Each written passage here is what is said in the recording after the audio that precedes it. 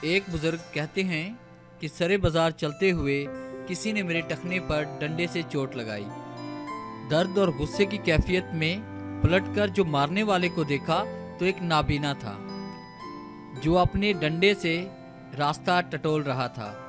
غصے کی کیفیت جھٹ سے شفقت اور ترس میں تبدیل ہو گئی اور میں نے اس نابینا کا ہاتھ پکڑ لیا اور اس کو اس کی منزل تک پہنچا کر آیا۔ اس دن مجھے احساس ہوا کہ جب انسان کا نقطہ نظر تبدیل ہوتا ہے تو جذبات بھی تبدیل ہو جاتے ہیں۔ ہمیں آج ایک دوسرے کے بارے میں نقطہ نظر تبدیل کرنے کی ضرورت ہے، جذبات خود ہی تبدیل ہو جائیں گے۔